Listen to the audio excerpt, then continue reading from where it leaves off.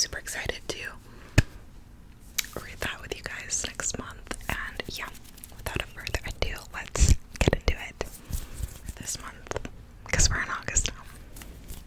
I think I'll make the poll, not the poll, but the book pick be Bury Our Bones for a little longer, because it is and I want to give people time to get the book, you know. But yeah, without further ado, let's get into it.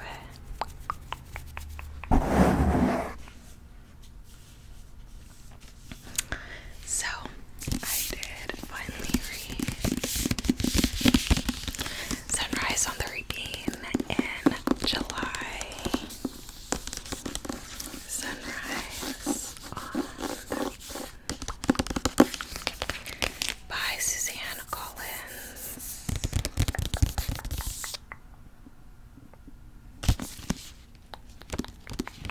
I actually had this as one of the options on the poll, and I was surprised it didn't win, but I did finish it at the tail end of July.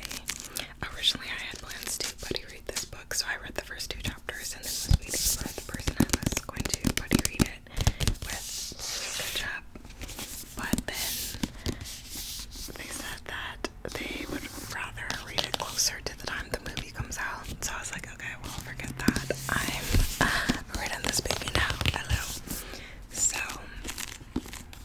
I finally got a chance to dig into it and binge it at the end of the month. I did tab it.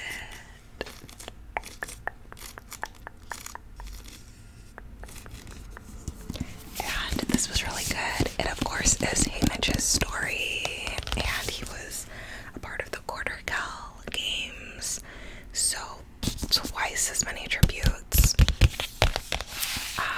And he's spunky.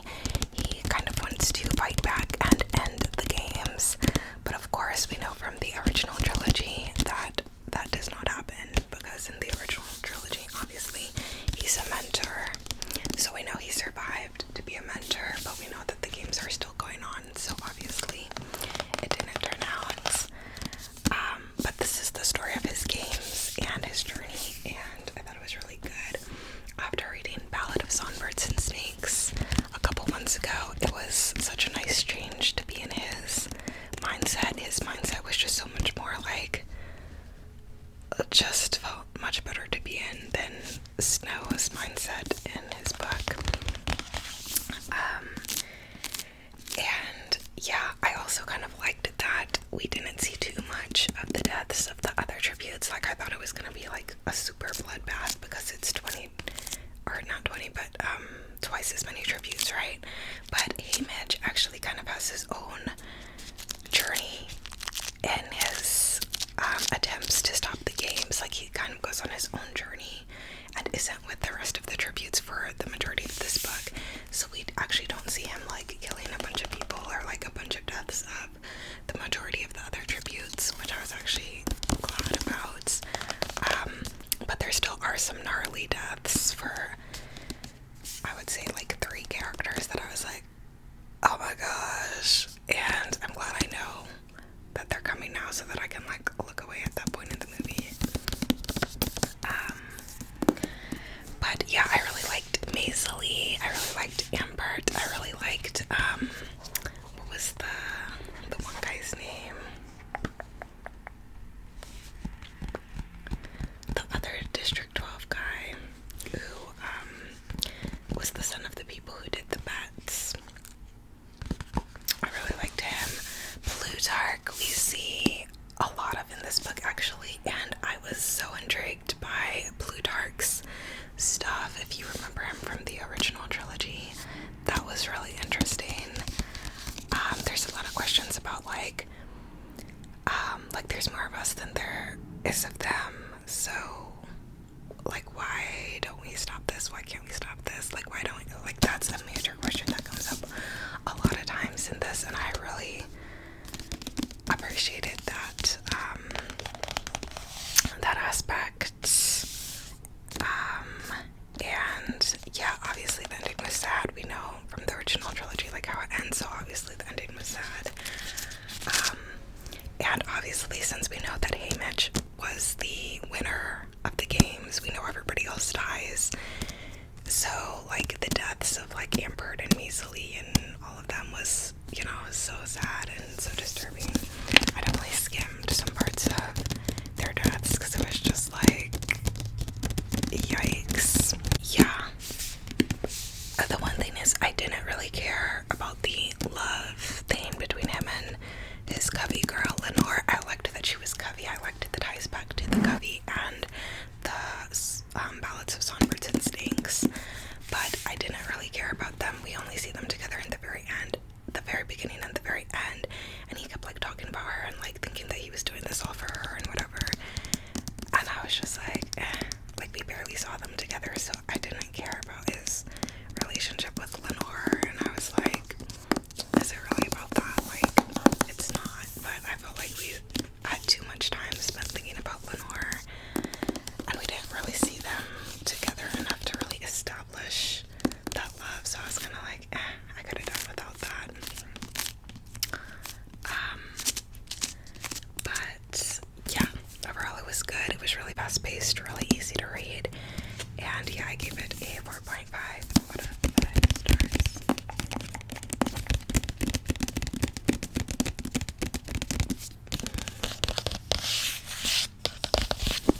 And then we have a fantasy book that was recommended to me by you, and that is Blood Over Bright Haven by ML1. I painted my nails today, so I'm like, am I messing them up by tapping? So maybe we'll do some more finger tapping. Blood Over Bright Haven. It has red sprayed edges.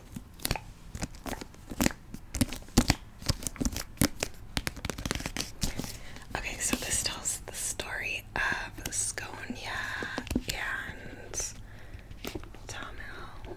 And Skonia is a girl who has great prowess with this magic system. She can, what's it called, sire. She can sire this magic incredibly well, but they don't let women into the magistry, and they let like one woman audition every bunch of years and then use that as proof as like women being inferior and why they don't let women join in, whatever. So Skonia is like no, I'm gonna get in. If I feel that I'm not only letting myself down but like every woman ever. So she gets in, she beats the odds. They don't give her an assistant there, and instead they jokingly give her a janitor to be her assistant, and the janitor is Tamil, and he's a Quen person. Quen is an indigenous group that is being mistreated and just treated terribly, and their lands are ravaged by this like dark magic thing, and so they try to immigrate to this other land, and they're only let in if they're of like good like body health, and if they look like they can be of use to the other people. Like they're not let in to for like refuge, basically. They're only let in if they can provide a lot of assistance to this other people group. So Tamil is provided as her helper, as a diss to her, and then as they get to know each other, they discover a lot of things together.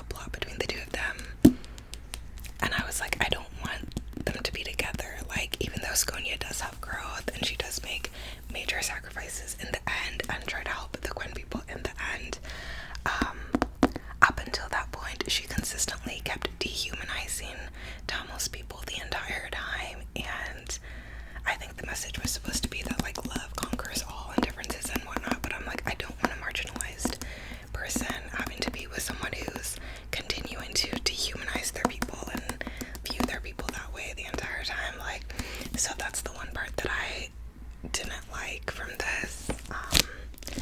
I wish the like romance subplots had been left out, because yeah, I couldn't get behind that part. But I think the message was supposed to be that like love conquers all and whatnot. But Skonia was reminding me of Letty from Babel a lot, low-key. Like, obviously she was better than Letty, but like she was still giving that energy a lot, and the way Letty was with Rami.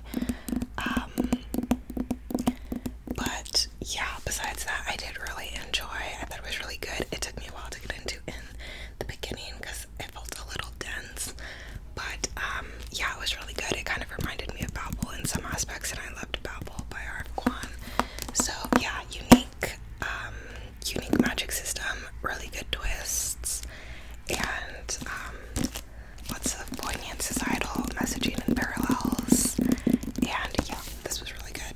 I definitely think I'll read another book by M.L. Kwan.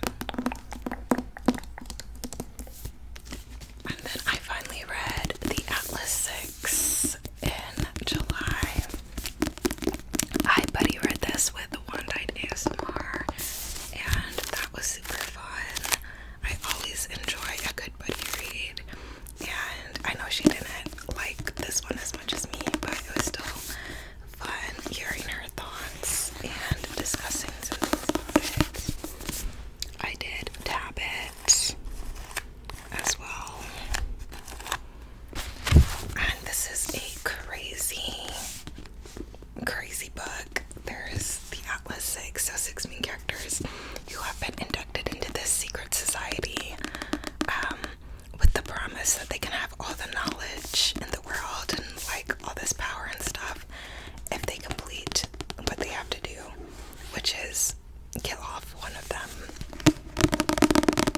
and feed the library, the Alexandrian library that's actually survived and is guarded by the secret society. It's very intense, it's very confusing. There's a lot of main characters, there's a lot of different magical beings and magical elements. I was literally taking notes throughout this to try to keep the characters separate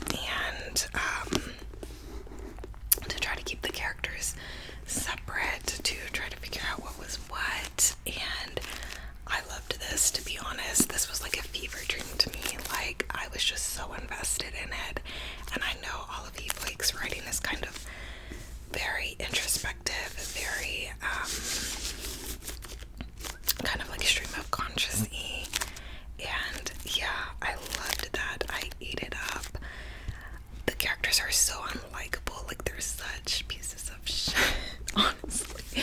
But I found myself like caring about all of them and kind of loving them all, even though they were like also like garbage people. Like, I don't know. And the chemistry, the steamy scenes where there's like tension between this person and that person and whatever. Like, I was loving all of that.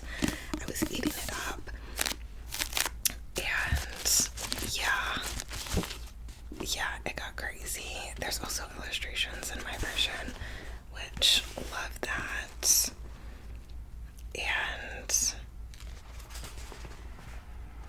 And yeah, I loved, it was a fever dream, but I loved. I read the second one too, which is The Atlas Paradox. I also tapped it, and this one again was really engrossing for me. Like, I got all types of up into it, and yeah, again, I took notes, and I was just along for the journey, and there were a lot of twists and turns, and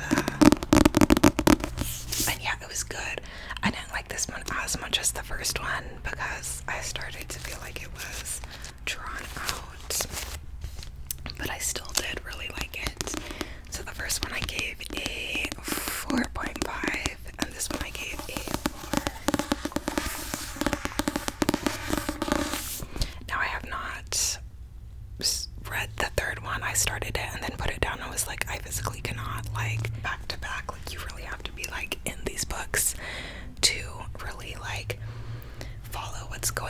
like you kind of have to work for it a little bit, and the payoff's good, like when you figure out some of the twists or when you like see some of the stuff happen that you've been hoping for.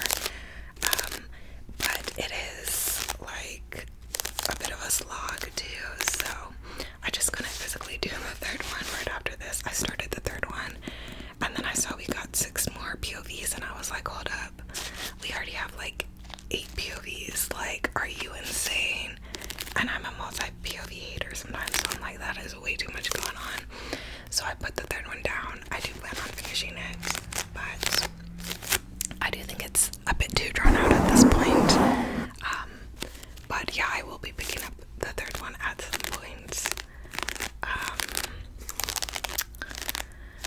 And I don't know how I want it to end. Like, they're objectively like not good people, but like you also kind of like get invested in them. I don't know. So I don't know if I want them all to just like ride off into the sunset with their like hexagonal love hexagon, or if I want them all to like die in the end. Like, I can't decide what I want. But yeah, I will be finishing the third at some point. No spoilers. I know a lot of people said that the third book was not good. The rating's like a 3-star on Fable, so nervous for that, but I will be finishing it at some point.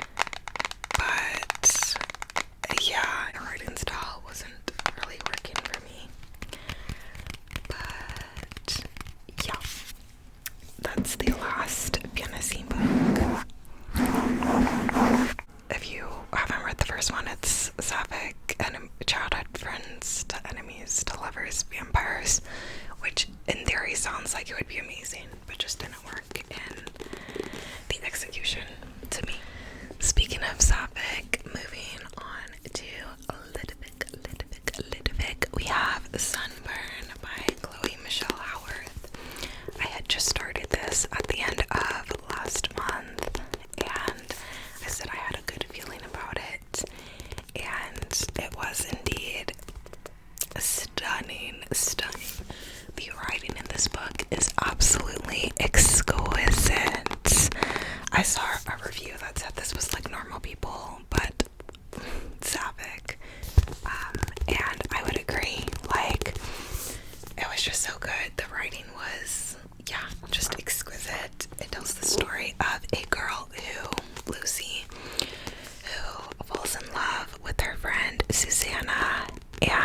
Susanna is ready to be out and be in a relationship. They live in a small town, but Lucy is not, and it kind of details Lucy's obsession with Susanna, then her relationship with Susanna, and her inability to come out, and her parents are very homophobic. And yeah, there's a Debs storyline in this, which was big. They didn't normal people. She also has a best friend, Martin, that her family and everyone thinks she's gonna end up with, and she's like, she loves Martin so much platonically, but she just doesn't love him like in that way. And yeah, like Brokeback Mountain without the tragedy. It was giving. And yeah, it was just really, really, really good. Exquisite. Lovely writing. A good summer read, obviously, Sunburn. And yeah, I saw another review that was like, "Good Luck Babe is Susanna's #1 played song." And I was like, yes, but seriously, it was so good.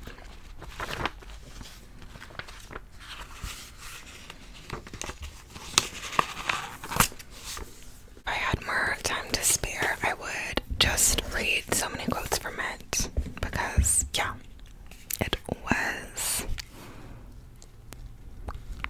phenomenal. It was a bit slow paced and a bit hard to get into in the beginning, but once I was into it, it was amazing. And the next lit fic we have to talk about is another arc, and it's P.S. You're the Worst by Chloe Sager. I got this on NetGalley for Camp NetGalley, where you were supposed to like pick a book from the list and read by August 1st. So I picked this one, and it was so good. So freaking good.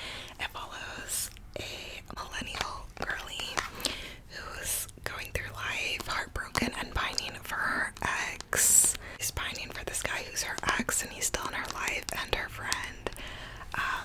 And she's queer, and at first she was the one who broke up with the guy, and at first she was loving like exploring her bisexuality and having such a good time. And in her first like job post uni type thing, but then it quickly went downhill. Like, she felt stagnant in her job, and once he came back from wherever he had gone to, she was like, oh, I shouldn't have broken up with him, I still like him, and all of that. And her life's kind of a mess. She's living with her mother to save money. I think she's 30, but she hasn't actually saved any money because she still feels the need to like do elaborate things and like keep up with her friends who have like higher paying jobs, and like do spend as much money as them when they go out and stuff like that. So she hasn't actually managed to save much money at all. And then she gets a tarot reading, and the lady pulls the death card and doesn't correct her when she thinks she's gonna die. So then she sends letters to all these people about unresolved stuff, like to her dad, and tells him not to contact her, because he never contacted her after he split from her mom. And she writes letters to her best friends and tells one of them that like the guy that she's seeing is a douche and is gross, and she sends one to her ex that she's still into, like basically saying that she's still into him, basically. And then there's crazy fallout from that.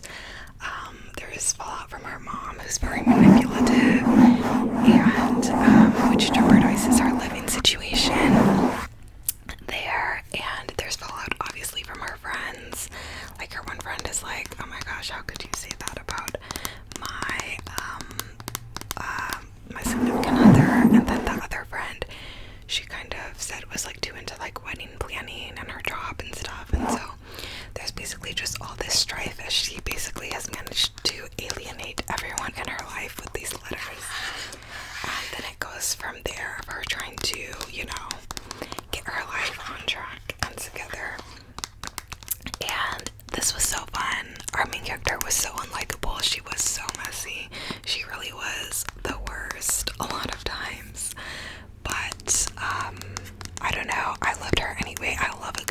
crazy unlikable character sometimes, like in the Atlas 6 and in like in this. Like, it was just so funny, so good, and I really liked the way it came back around in the ending. I liked the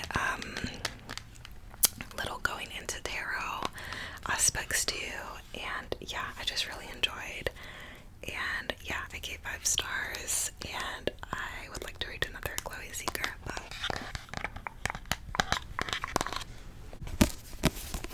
And then I do have a romance to talk about, and that is Before I Let Go by Kennedy Ryan. I finished this yesterday, and which was the 31st, and this is so good, so good.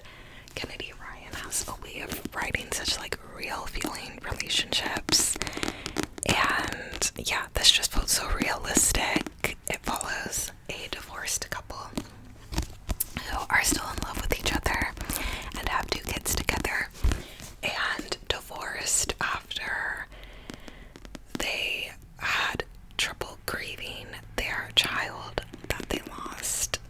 She did have to have a stillbirth, so trigger warning for that. So after this very intense grief, they just couldn't like be together anymore. She didn't feel like they should be together anymore, or they would resent each other, type thing. So this of course follows them coming back together, finding their way back together, and I thought it was really beautiful, the love they had for each other and their family, the depictions of grief, and the friendships in this as well. Our main character has some really great girlfriends, and they have a really great girl group friendship, and I know the other 2 standalones in the series follow those girlies, so I'm really excited for that. And I know one of you told me the second book in this series is your favorite, and I did get that one, so I'm super excited for that. And yeah, I thought this was a really beautiful romance with substance, and if you like real feeling romance and romance with like grown adults, you know, and all that, then I would definitely recommend.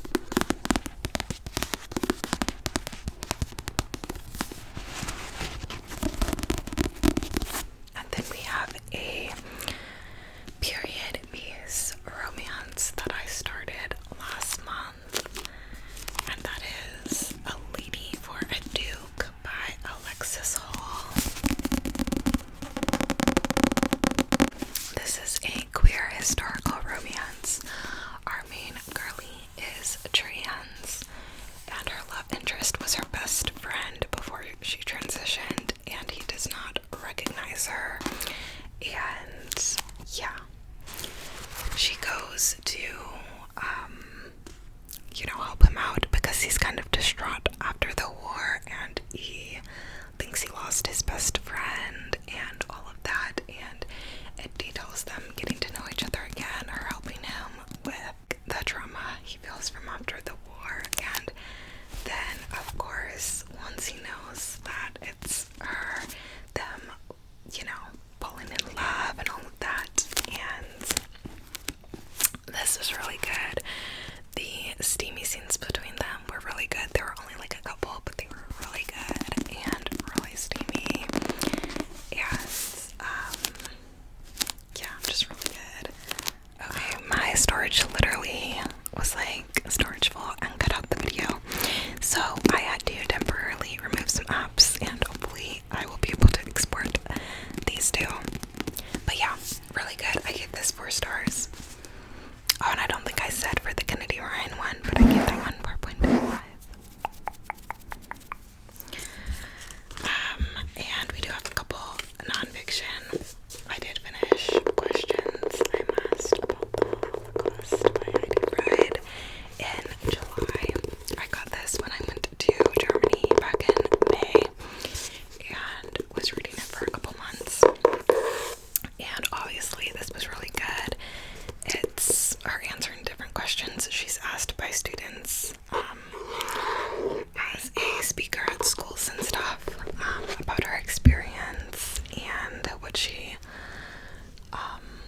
would tell future generations and young people,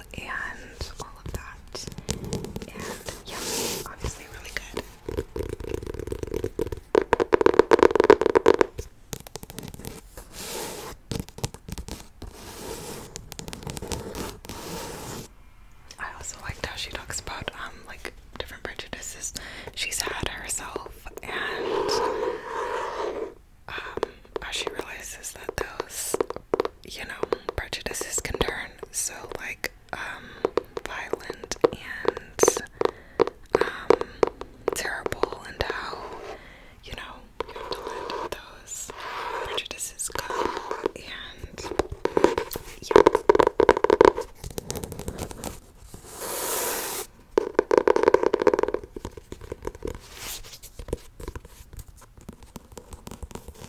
And then I also read Blood Orange, which is a poetry collection by a Palestinian trans person. And this was also beautiful. Lots of talk about the author's homeland and the separation from that and the atrocities going on over there today. And yeah, it was really good, really good.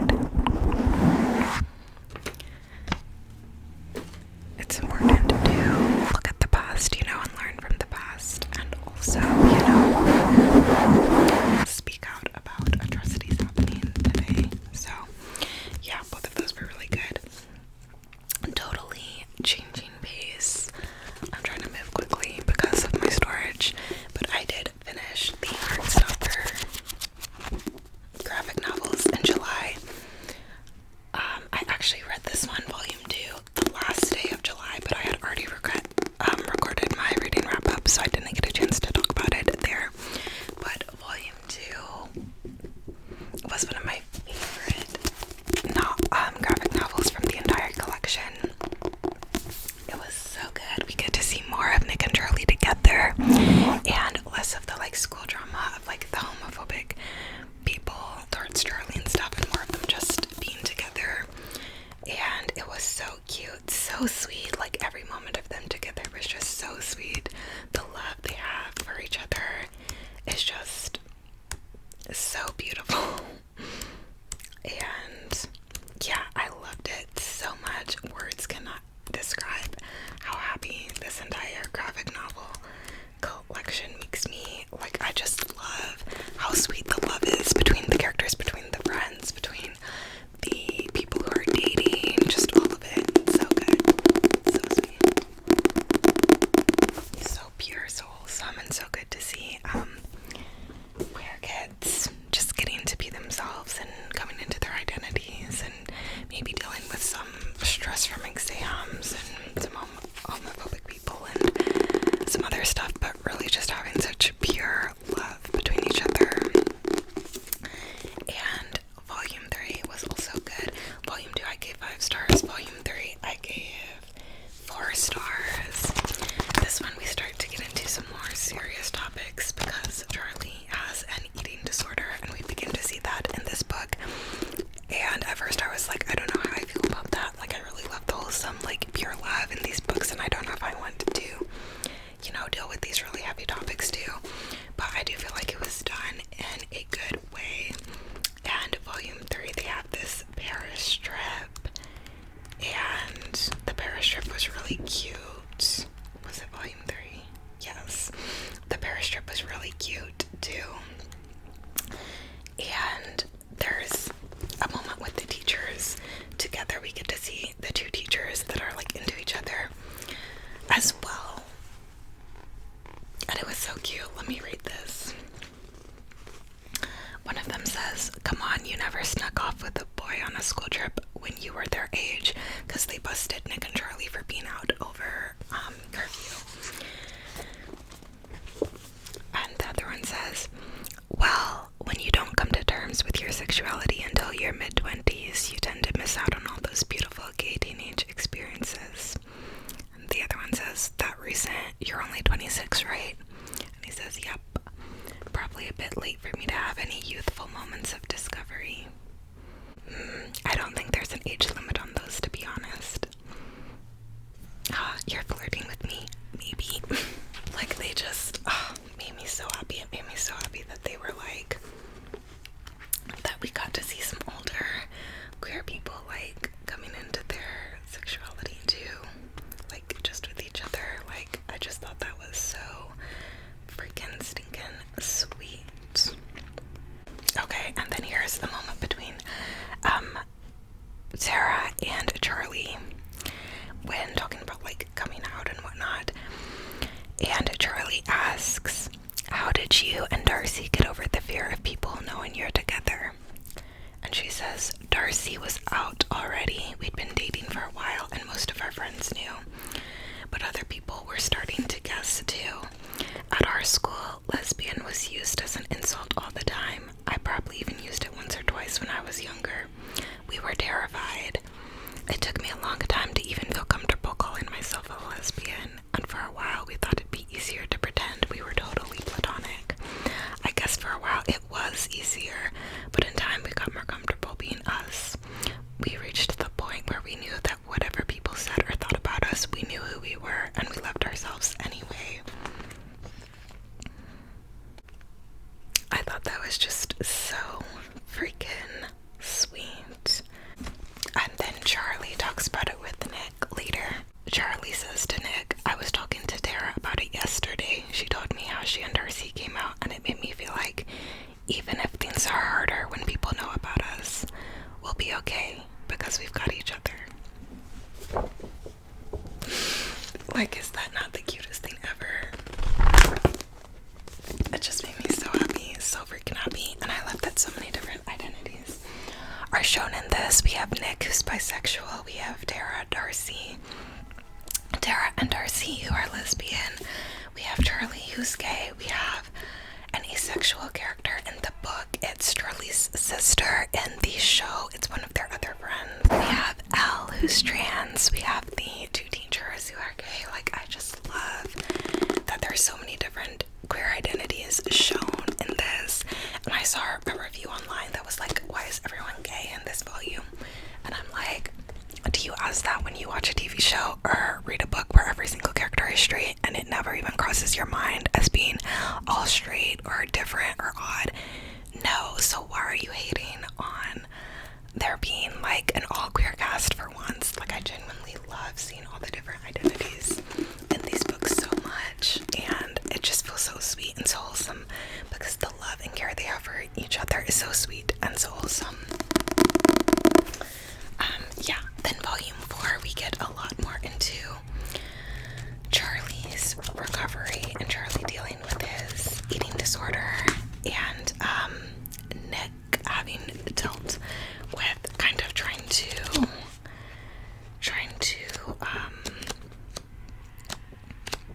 you know, how to tell someone you love that you're worried about them and that you think they should get help. And yeah, so this one had really sad moments because of that.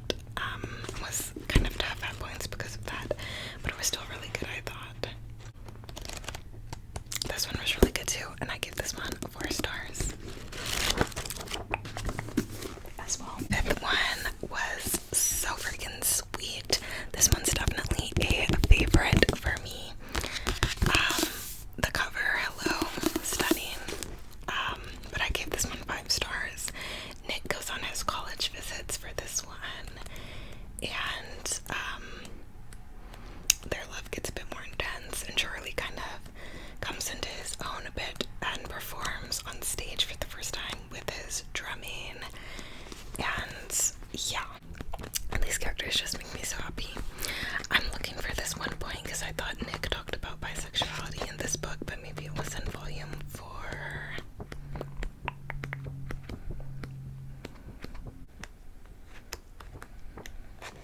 Okay, I don't know where it is, but basically in one of the volumes, Nick talks about being bisexual, and he's like, since I came out as bisexual, I feel like I woke up, like, not just my sexuality, but so much of myself I was repressing before color was added to the world or something. I don't know, but it was really beautiful what he said. So yeah, and then we have Nick and Charlie. This is a Heartstopper novella. I believe Alice Osman wrote this before the Heartstopper graphic novels, and it's very different. They're very different in this.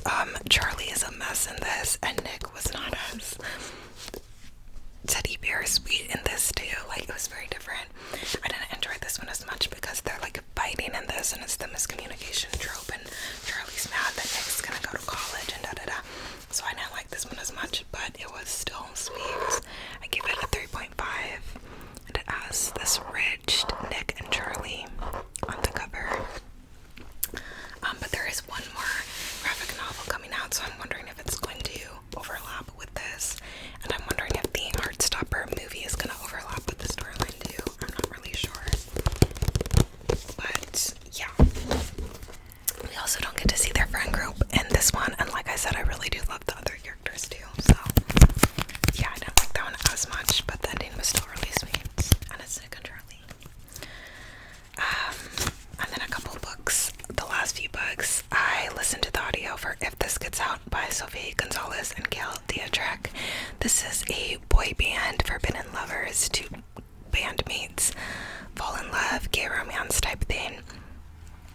was okay. I gave it like 3 stars. I felt like it was a little too similar to some boy bands in real life, and I was like, I don't know how I feel about this, because I feel like I'm reading fanfic about like a boy band I was always really into growing up with, so I was like, but it had some moments that were okay.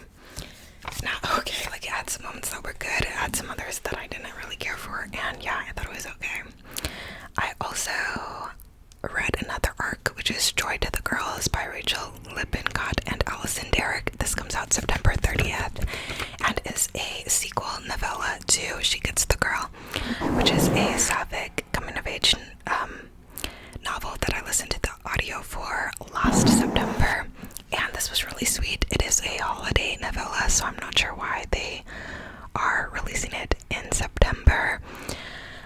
So I wasn't really in the mood to read a holiday novella, but it very much is like very like hot cocoa, like peppermint hot cocoa, holiday atmosphere, you know, very atmospheric, so I think it would be good for the holidays.